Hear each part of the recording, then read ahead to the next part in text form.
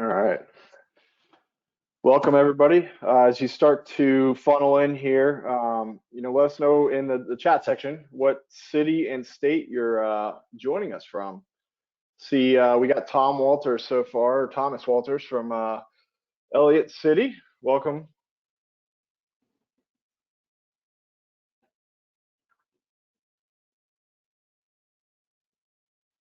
Got Michael from Lakewood, Ohio. Not too far from here.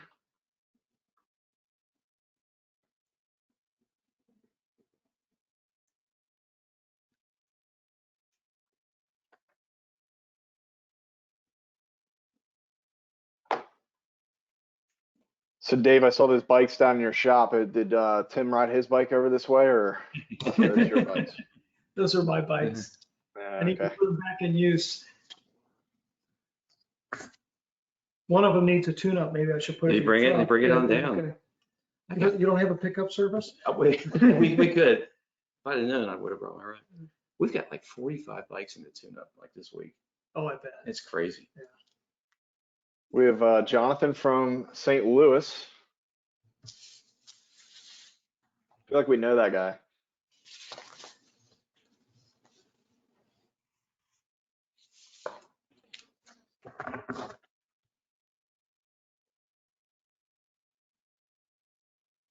Still got some people joining here, so we'll get started probably in about 4 minutes.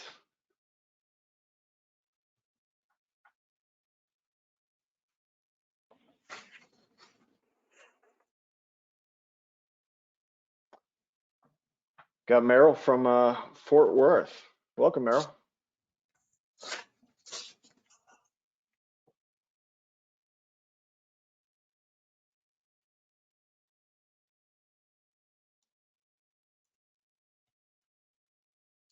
Get a water. Mhm. Or tea.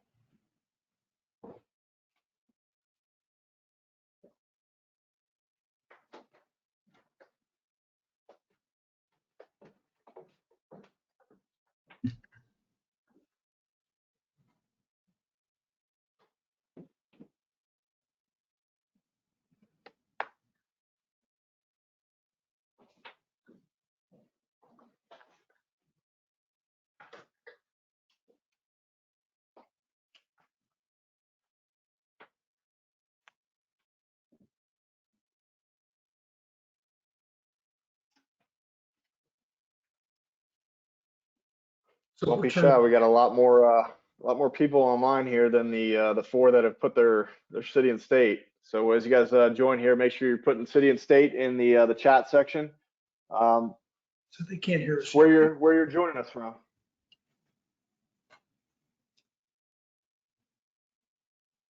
So he's got 23 on right now, right? Mhm. 101 max.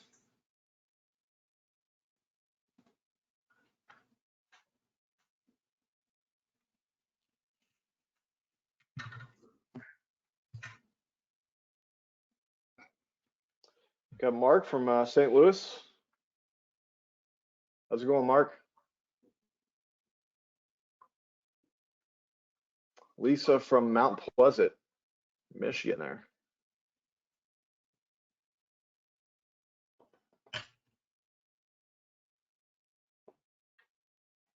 Another minute or so here and we'll get started.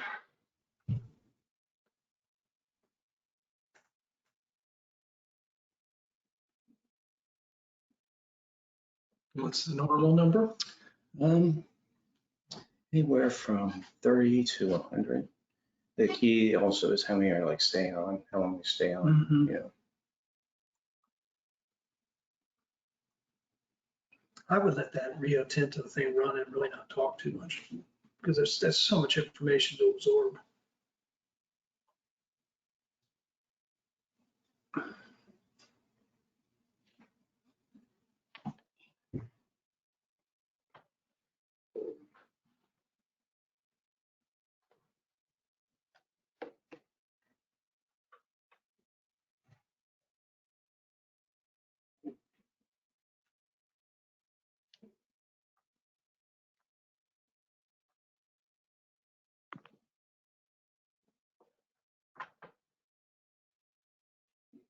What's that now?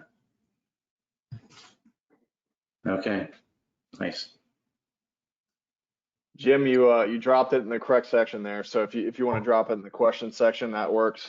There should be a chat section, but a lot of what we'll be doing will be in the question side of things. So that's a good area to drop it.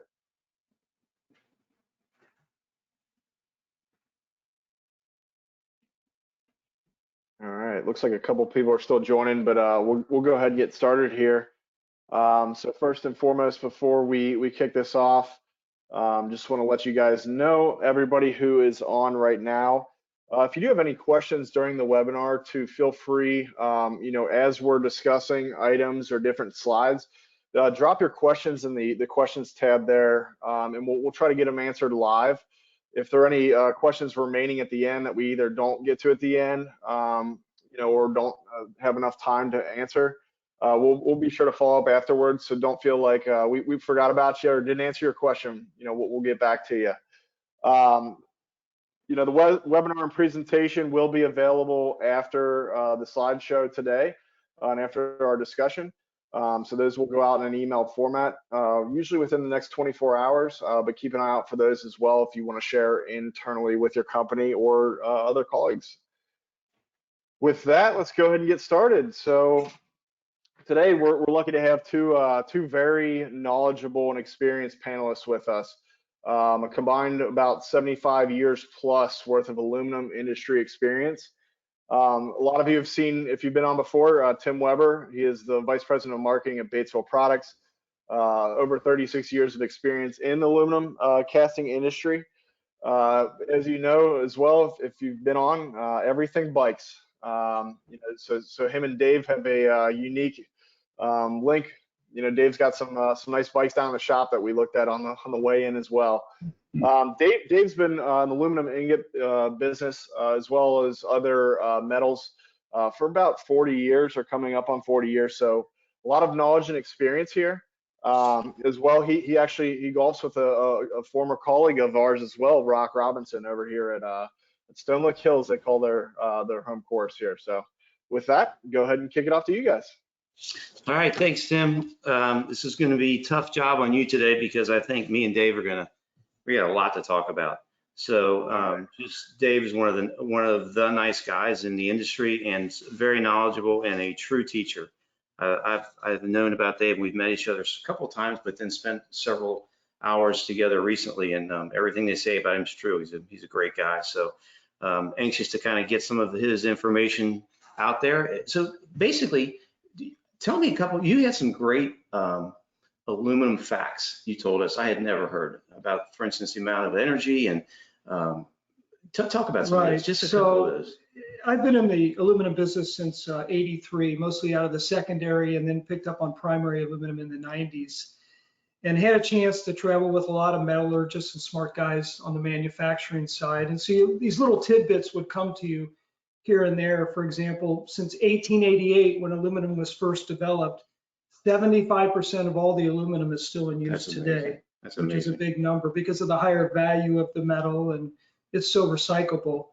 The other thing that's interesting with Rio Tinto Alcan is they have a whole network of damming systems to make electricity to make aluminum, and 40% of the cost of making aluminum is electricity. So these guys were about 80 years ahead of their time when they built these dam systems to make electricity to make aluminum. So it's quite remarkable they were ahead of their schedule versus the old coal burning plants. Right. That some of the domestic players have here in the United States. So they're a North American-based company, Canada. Right. And you were talking, energy is such a big part of it. Does that also play into what's about the market, what availability of aluminum? Not so much the availability, but it helps on the cost side, especially with the pressures coming on the regulation side with regard to coal burning plants and emissions. Now you have hydropower, and that's why these guys were so far ahead of the curve.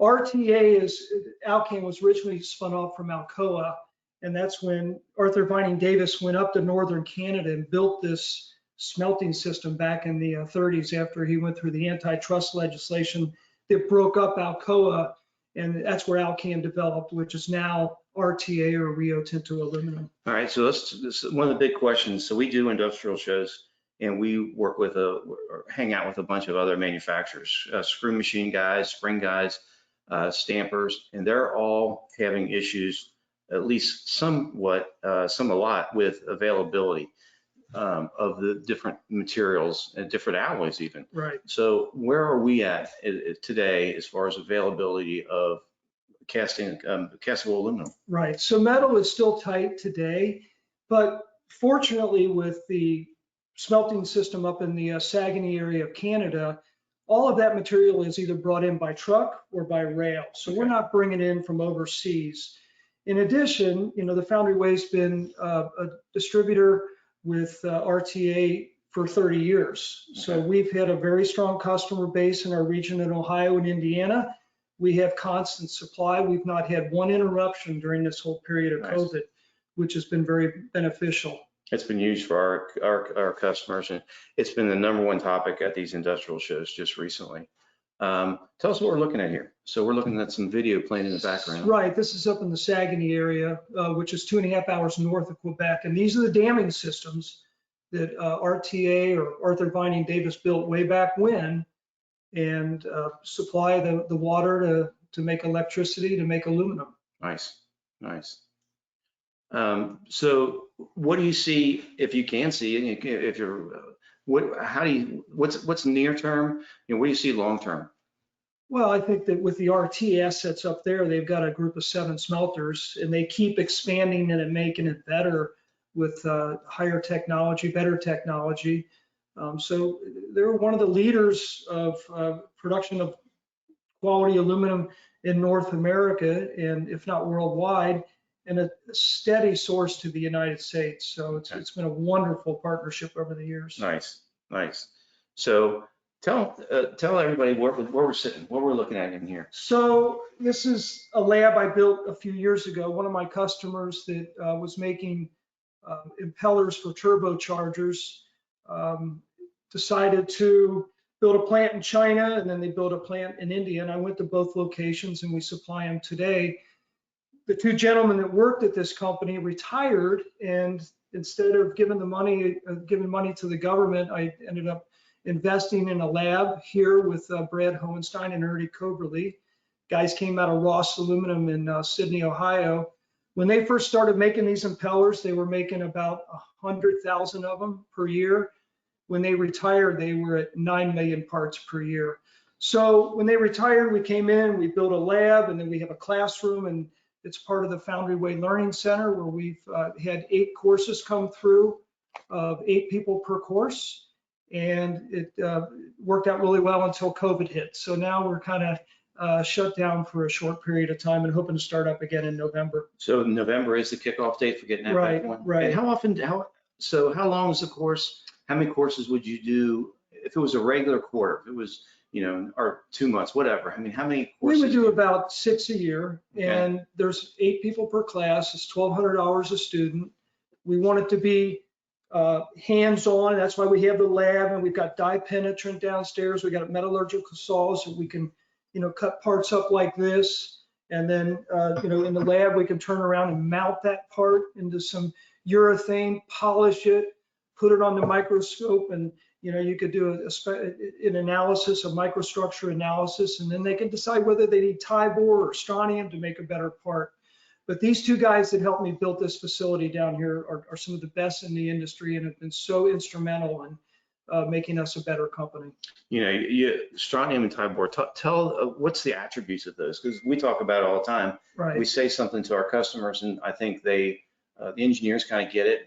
Talk a little bit about that. So to my knowledge, when you put in Tibor, it's a grain refiner to give it a tighter grain structure, which can eliminate leaks and porous castings. And then the strontium, I was always led to believe, was a silicon modifier to make that silicon platelets uniform in size, and then we'll spread out the gas and make it a better casting. Okay.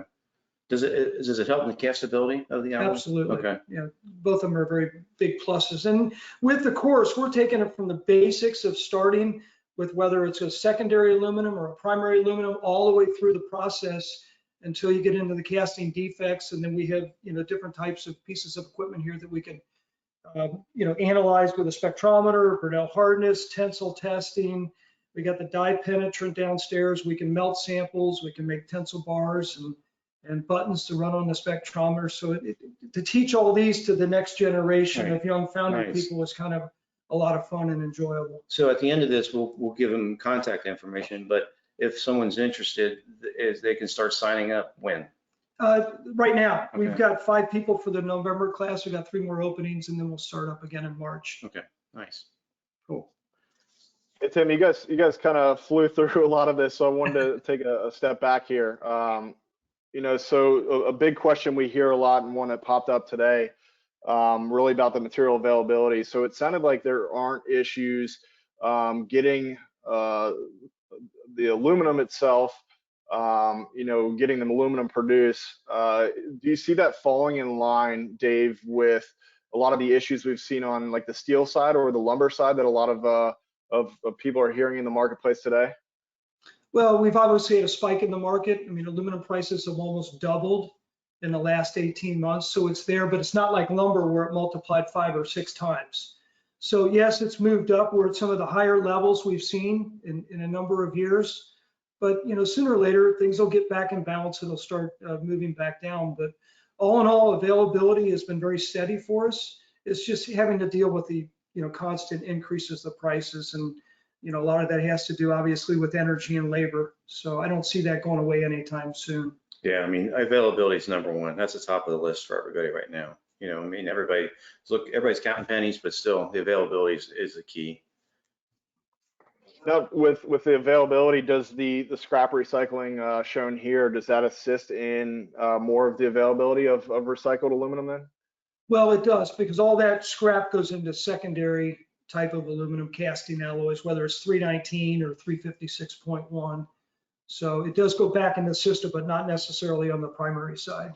So can we talk about the scrap a little bit? Because Dave's got another business here, which we toured, and was, it sounds crazy, but it's really exciting. And we had 3 of us go through here last week and went back and bragged on it and was telling everybody back at the factory, and everybody back there wanted to come today to kind of see it. So maybe you could talk just a little bit about that, because it's pretty impressive. So what's interesting is, I remember in the 90s when NAFTA came out, and we lost so many customers in our region that went to Mexico, India, China, and so on. And my customer count in my territory went from 88 to about 48 in 10 years. So we have a 10-acre site here, and we decided to open up a scrap yard or a recycling center, because we already knew about aluminum and aluminum scrap, but then we had to learn about steel and copper and zinc and other items to be recycled. So we got that up and running today, where we get 140 people coming into our recycling center, and then 100 roll-off boxes out in the industry that we service our local customers like Batesville Products to pull their material out. So it's been a really good business, and it was Plan B, and thank goodness for Plan B. Yeah, and it's exciting, because this is what the rubber hits the road. We talk about renewables and recycling, and when you walk through this place, and he recycles everything, it's pretty exciting. And for us, we have 2 generations walk through today. Last week, and it was just eye-opening. It was just pretty dang on cool. Including taking computers apart. Yeah, right? Yeah. It was like, okay, really? So anything that comes in here gets recycled. It's pretty interesting. Taxes, export taxes, that type of thing, does that affect us? So when we have containers go to China, the Chinese put a 7.5% income or import tax on any type of aluminum going into China. And I think India also bumped back their export type of taxes. But I was always led to believe there are no import taxes coming into the United States for these type of raw materials until the last administration. But I mostly live in Ohio and Indiana. We've got the 2 accounts that the guys with the turbochargers helped us get started in India and China. So that's about my experience. Can you talk a little bit? I'm looking at the slide here, and about some of the new stuff that's going on in aluminum alloys, or the new generation. So with RTA, they have the Arvida lab up there. There's about 150 technicians, and they're always looking to improve or tweak or patent some different type of elements to make different alloys. One of them that comes to mind was a high copper alloy that was developed again for these turbocharger compressor wheels. And they worked with Brad Hohenstein, the guy that helped me build this place, and they developed their own alloy to make better parts. And they do the same thing for extrusions. Okay. So it's a wonderful group of people and a tremendous amount of assets they have up there to help us be better at what we do.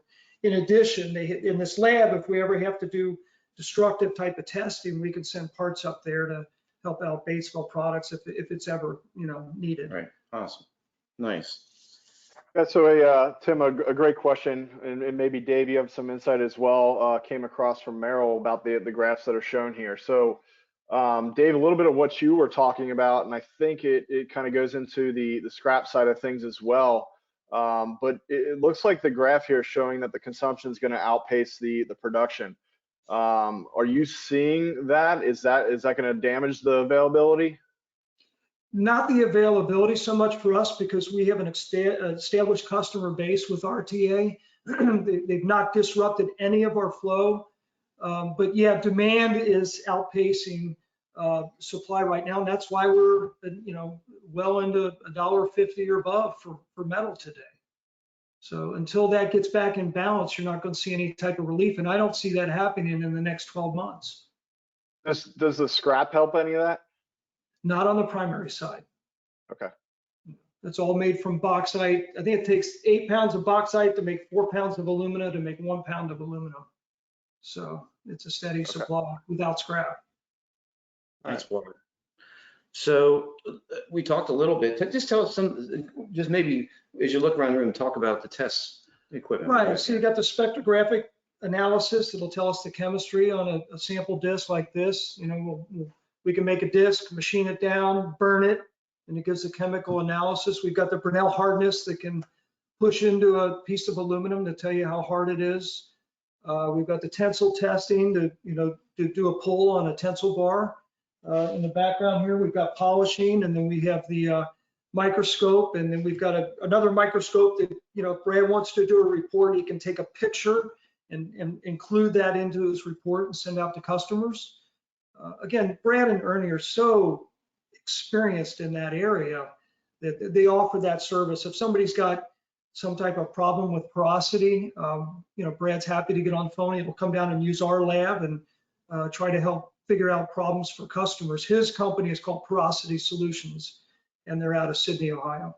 And then below us is a machine shop that Dave has to prepare the samples for all this equipment. Right. So we, whether it's, turning a lathe to make, buttons or a tensile bar, we've got a small crucible that we can make discs and pour it into a permanent mold. We've got a metallurgical saw, again, to do, precise cuts on a part like this to mount it. And we've got the die penetrant that is quite useful that we can, dip parts and put it under a black light and see where you've got, a high level of porosity to, make an adjustment with Tibor or strontium. So yeah, it all is hand in hand with the classes that these guys teach over a 2-day period. Let's talk about that. Walk us through somebody signs up. How many days is it? What's the structure? What's the schedule? It's a 2-day class. We start in the morning. Every day we finish about 4. We want everybody to stay overnight. We, take them out to dinner that night, and it's truly a hands-on type of class where we'll pick up parts, or we encourage people to bring defective parts with them so we could, do some analysis while they're here, and then we'll discuss it among the group. We only want to have 8 people in the class because we figure that's a little bit more focused on the customer versus trying to have a classroom of 30 people. And it's all aluminum. It's all aluminum for Okay. that, yes. Nice. Dave and Tim, I think so. There's some confusion being created. I think the original comment was that there wasn't any foreseen issue with availability on aluminum. With that previous graph that we talked about, it looks like it's currently outpacing the demand's outpacing the production. My initial perception from your guys' comments is that that's what it's currently stating, but the plants are working to ensure that they're staying on track with demand. Is that the case? I think to clarify, maybe we're talking about Dave's supplier, how they are situated in the market versus the worldwide market. So worldwide Okay. market, I think you are seeing, a problem with availability, but geographically where Dave is located, where we're located, what's going on with the availability of the electric is such a huge part of it. And then, the material, I think what Dave said, my impression was, correct me if I'm wrong, is that he's not going to have any issue.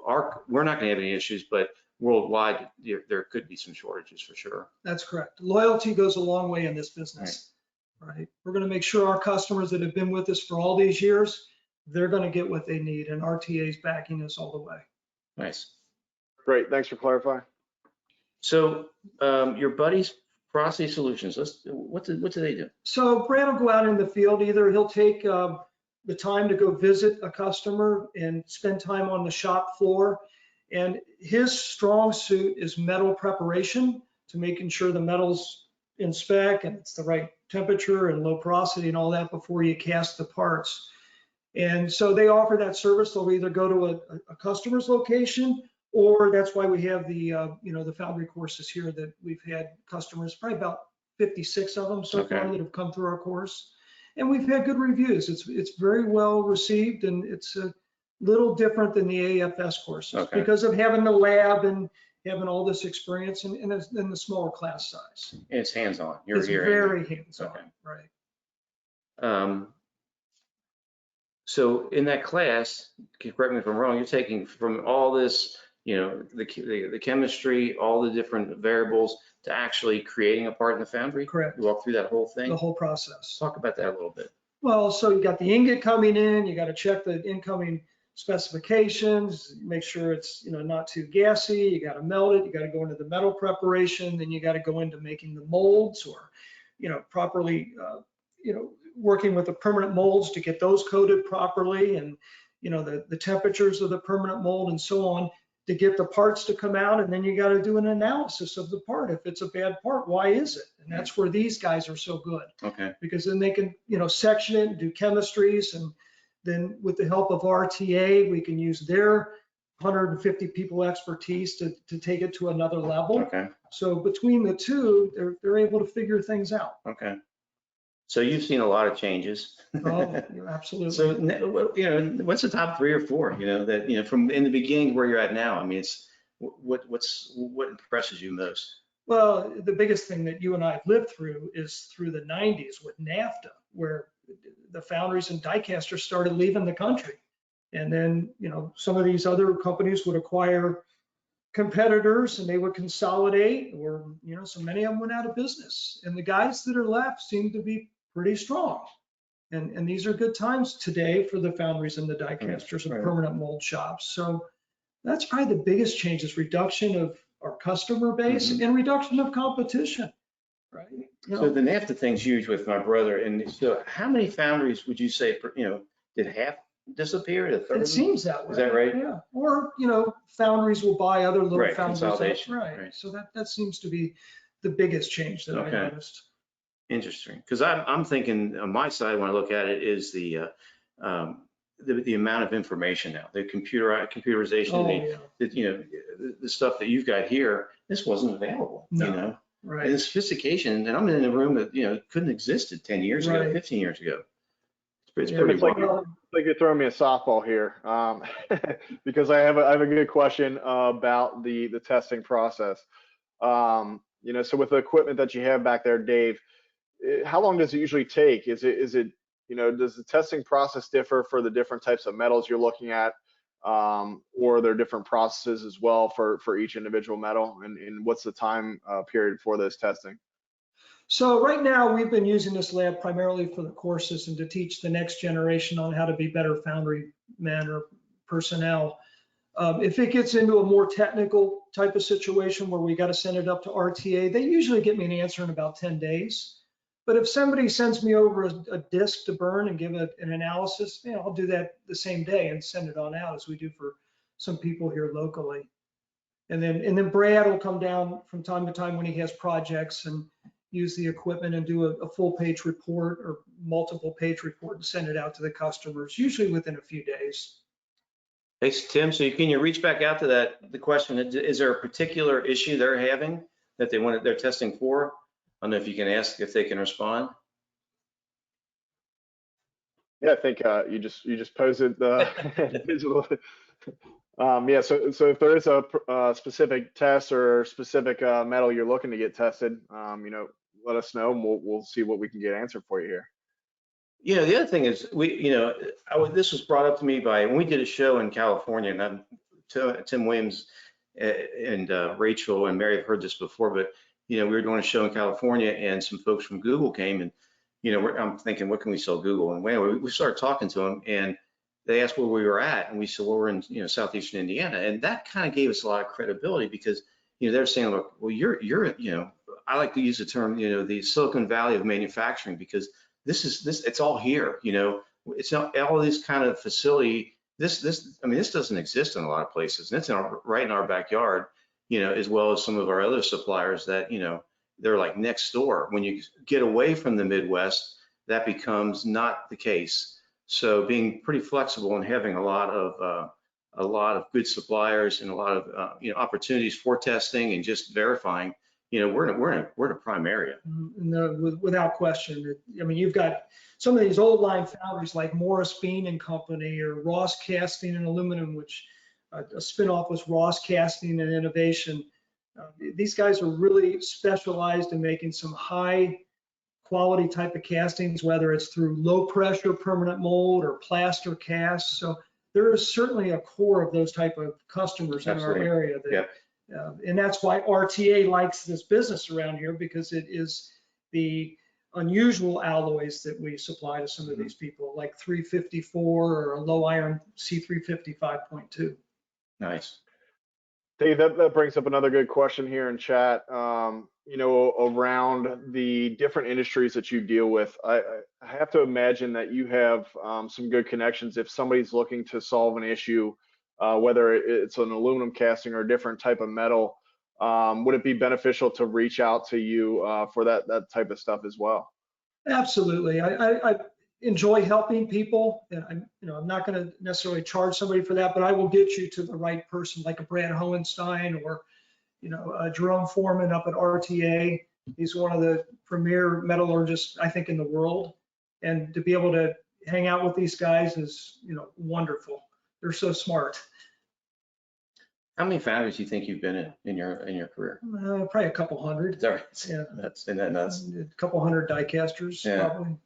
Yeah. It's been a long career. I know. We're still in the game. I know we are. We are. I would like you to talk a little bit about the other business for just a minute, because I find it fascinating. Again, we talked about it a little bit earlier, but I know how the generation. I know how it started, but man, it just seems like you're recycling everything out there. It is, and we decided to get into all kinds of metals to have a survival mode and have the trucks and equipment to service our customers locally. So it has expanded quite a bit to where we're even taking apart computers, the catalytic converters that have rhodium or platinum in them, and it's worth more than gold today. You told me that, yeah. And then the steel end of it, that's one of the most abundant type of metal out there. I think we ended up selling like 7,000 tons of steel in the first 6 months of this year. And you build a facility where it's all concrete and asphalt, and you got trucks, and you treat the customers in a respectful manner. They keep coming back, pay them on time. And you have a truck to pick up our scrap, but there's folks that drive up here in a pickup truck, and they've got stuff, right? It's a whole nother customer base. That's wild, man. It's a colorful group, that's for sure. Professional scrappers, yeah, right? For Professional sure. scrappers. For sure. As well as contractors. You got the good guys that the electricians or plumbers or guys that are building buildings. They all generate scrap, and they have to turn it in when their jobs are done. Right. So, Nice. metal's money. Yeah, metal's money. Cool. I got anything else, Tim? No current questions. Guys, I appreciate your time. I know we have a lot of new faces here and some repeat offenders, but if you haven't in the past checked out any of our previous webinars, make sure you do so. They're all over YouTube. In the slide deck, it will actually have links when we send it out in the next 24 hours. We'll have the links to directly reach out and view those webinars. And if you do have any questions, again, you're looking at 75 years plus of experience, on the webinar today between Tim and Dave there. So let us know if you have questions outside of the meeting or the webinar today. We appreciate everybody attending, and we're looking forward to the next one. Thanks, guys. All right. Thank Awesome. you. Thanks, Dave. All right, thank Good you. job. See you.